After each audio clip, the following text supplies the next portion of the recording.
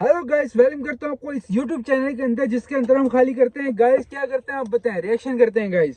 सो Pakistan reaction channel में आप लोगों को खुशामदीद कहता हूँ।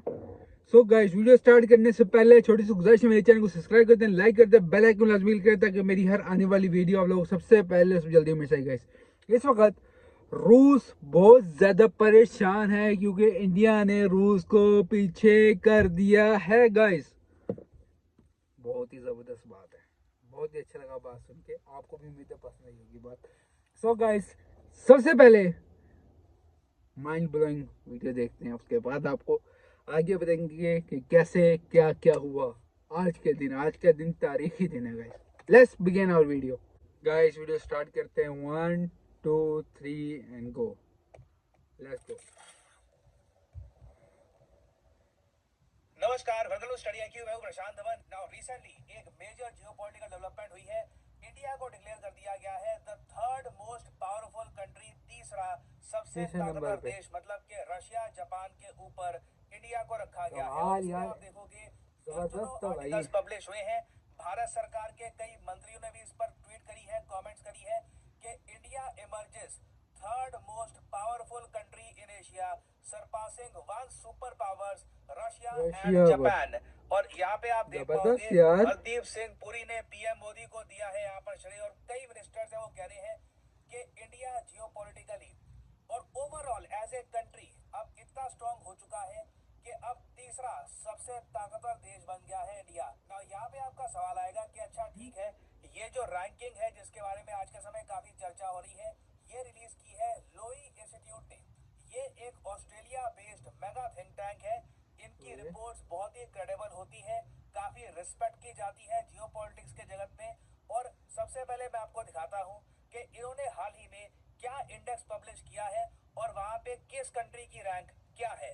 नाउ ये आपके सामने है लोई इंस्टीट्यूट का एशिया पावर इंडेक्स। इन लोगों के हिसाब से दुनिया में जो मेन शक्ति का केंद्र है ये इंडो पैसिफिक रीजन है, जो यहाँ पर आप कह लीजिए ऑलमोस्ट इजराइल से लेकर यूएस तक ये जो पूरा इलाका है, जो देश यहाँ पर डोमिनेट करेगा दुनिया में ही उसका दबदबा होगा।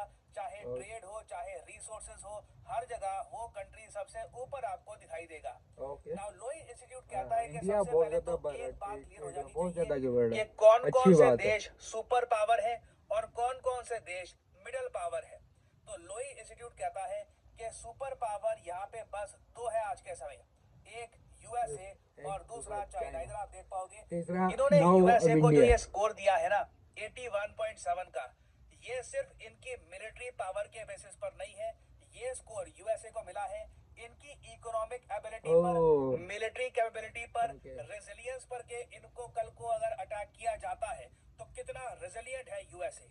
फ्यूचर रिसोर्सेज, क्या क्या इनकी फ्यूचर की प्लानिंग है, इकोनॉमिक रिलेशनशिप्स, किस कंट्री के साथ कितने ट्रेड पैक्ट्स हैं, इनका ओवरऑल ट्रेड कैसे फ्लरिश कर रहा है, डिफेंस नेटवर्क्स, डिप्लोमेटिक इन्फ्लुएंस और फिर कल्चरल इन्फ्लुएंस, इन सब चीजों को ये लोग ध्यान में रखते हैं और फिर तैयार करते हैं अपना स्कोर। तो इनके हिसाब से यूएस टॉप सुपर पावर है इंडो पैसिफिक रीजन में, और फिर यूएसए के बाद इन्होंने रखा है चाइना को। नाउ चाइना के बाद यूजुअली ये लोग रखते थे या तो रशिया को या जापान को। पिछले साल का आप अगर इंडेक्स देखोगे तो वहां पे आपको जापान मिलेगा फोर्थ स्पॉट पे। और उस वक्त ही मुझे याद है कई लोगों ने टिप्पणी करी थी कि ये इंडेक्स गलत है। जापान जैसा देश जिसके पास खुद के न्यूक्लियर वेपन्स भी नहीं है, जापान को कैसे ये लोग कह सकते हैं कि जापान तीसरा सबसे ताकतवर देश है, जबकि इंडिया के पास दो एयरक्राफ्ट कैरियर्स उस वक्त आने वाले थे, अब आज के समय आ चुके हैं। तो 2023 के आलोचना के बाद अब हम देख रहे हैं कि लोई इंस्टीट्यूट ने करेक्शन कर दी है। अब इंडिया की रैंक इंप्रूव हो चुकी है, इंडिया रैंक 4 पे आ चुका है, रशिया एक पायदान नीचे। This is the most shocking thing. छठे पे आ गया रशिया। वाकई में आपने फोटो देखी है ना थंबनेल में, बिल्कुल एप्रोप्रिएट है, क्योंकि रशिया को ये इंस्टीट्यूट ऑस्ट्रेलिया से भी कमजोर देश बता रहा है अपने इंडेक्स में। रीजन इसका बहुत ही बड़ा ये है, रशिया आइसोलेट हो चुका है, रशिया के इकोनॉमिक रिलेशंस खराब हो चुके हैं, डिप्लोमेटिक इन्फ्लुएंस रशिया का कमजोर हो चुका है, रशिया आज के समय बहुत ज्यादा कर्ज के तले दब चुका है, और फ्यूचर रिसोर्सेज इनके पास क्या होंगे, कैसे ये कंट्री ऑपरेट करेगा, इसको लेकर क्लैरिटी है नहीं। जबकि ऑस्ट्रेलिया न्यूक्लियर सबमरीन्स पे काम कर रहा है, ऑकस के अंदर बहुत ही जल्द ऑस्ट्रेलिया को न्यूक्लियर सबमरीन मिलने वाली है और क्वाड के जरिए ऑस्ट्रेलिया ने अपनी जो डिप्लोमेटिक स्टैंडिंग है ये रीजन में बहुत ज्यादा इंप्रूव कर दी है। तो इन लोगों के हिसाब से ऑस्ट्रेलिया ओवरऑल, अगेन यहाँ पे ये मत सोच लेना कि ऑस्ट्रेलिया रशिया की वॉर हो। पहली बात तो वॉर होने के चांसेस बहुत कम है क्योंकि ज्योग्राफिकली दोनों देश बहुत ज्यादा दूर है। बट यहाँ पर सिर्फ हम ये बात नहीं कर रहे कि वॉर होगी तो कौन जीतेगा। अगेन इन सभी पैरामीटर्स, ये जो 8 पैरामीटर्स आपके सामने हैं जहाँ पर रिसोर्सेस और इन्फ्लुएंस दोनों को हम काउंट करते हैं, उसके हिसाब से ये लोग कह रहे हैं कि आज के समय Australia is more powerful than Russia. और फिर आप एक बात नोट करिएगा कि इंडिया का जो नेबरिंग कंट्री है पाकिस्तान की रैंक पिछले साल के मुकाबले एक पायदान और गिर चुकी है। देखो यहाँ पे ये रिपोर्ट 3 कैटेगरीज में कंट्रीज को डिवाइड कर रही है, जो मेरे हिसाब से गलत है। इनको और कैटेगरीज बनानी चाहिए। ये लोग कह रहे हैं कि या तो देश होते हैं सुपर पावर जैसे कि यूएस चाइना, फिर होती है मिडिल पावर्स। ना ये सुपर पावर है ना माइनर पावर है, बीच का अभी के लिए इनका स्टांस है। जबकि मेरे हिसाब से सुपर पावर के नीचे पोटेंशियल सुपर पावर की कैटेगरी होनी चाहिए जहां पर इंडिया को बिल्कुल होना चाहिए। इंडिया ऑस्ट्रेलिया ये बिलोंग करते हैं उस ग्रुप में, क्योंकि अगेन देखो मिडिल पावर का जो ये ग्रुप है ना, इसमें ये इंडिया को भी डाल रहे हैं और इसी ग्रुप में ये पाकिस्तान को भी डाल रहे हैं, जो आपको सॉल्व स्पॉट पे यहाँ पे आपको दिख जाएगा। और नॉर्थ कोरिया को भी यार इसी स्पॉट में डाला जा रहा है, ब्रुनाई को इसी स्पॉट पे। और उसके नीचे हम देखते हैं आती है माइनर पावर कंट्रीज जैसे कि बांग्लादेश।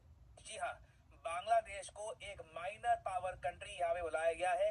बांग्लादेश, श्रीलंका, म्यांमार, नेपाल वगैरह ये सब आखिरी श्रेणी में आते हैं। तो ये अगेन ये लोई इंस्टीट्यूट की रिपोर्ट का डेटा है। और इंडिया के केस में अगर हम देखें तो सबसे ज्यादा तरक्की, सबसे ज्यादा पुश इंडिया के स्कोर को मिला है फ्यूचर रिसोर्सेज के मामले में। ये लोग कह रहे हैं कि इंडिया ने जिस तरीके से क्वाड के जरिए बहुत सारे रिसोर्सेज इंश्योर कर दिए हैं कि इंडिया के पास है। फॉर एग्जांपल अभी रिसेंटली हमने देखा कि यूएस की स्पेस फोर्स ने ये अनाउंस किया है कि इंडिया में ये नेशनल सिक्योरिटी वाली जो सेमीकंडक्टर फैक्ट्री है ये सेटअप करने में हेल्प करेंगे। ऑब्वियसली इससे हमारे फ्यूचर रिसोर्सेज को बहुत ज्यादा इंडिया एक ज्यादा रेजिलिएंट कंट्री बन के उभरा है रिसेंटली।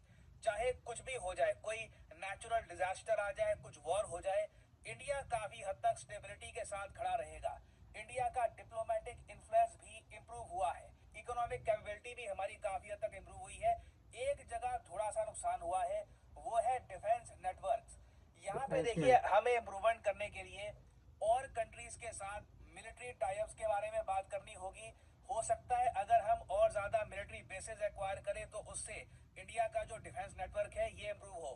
बट ओवरऑल ये रिपोर्ट साफ साफ हमको ये बताती है कि India is on the rise. ना मुझको यहाँ पर एक बात बोलनी पड़ेगी कि इंडिया को अभी मिडिल पावर से सुपर पावर बनने में कई दशक लग जाएंगे इनके डेटा के हिसाब से, क्योंकि जो स्कोर में डिफरेंस है, चाइना का स्कोर 70+ है, क्योंकि ये रिपोर्ट मानती है कि अगर एक देश का ओवरऑल स्कोर इन 8 कैटेगरीज में 70+ होगा तभी उस कंट्री को ये सुपर पावर मानेंगे। तो इंडिया का स्कोर अभी इनके हिसाब से 39 है, तो कई दशक लग जाएंगे इंडिया को एक सुपर पावर बनने में। That is why I said India का जो स्टेटस है ऑब्वियसली एक ना मिडिल पावर का है ना माइनर पावर का है। We are above that, we are not a super power either. तो डेफिनेटली इंडिया एक बहुत ही बड़ी पोटेंशियल सुपर पावर है।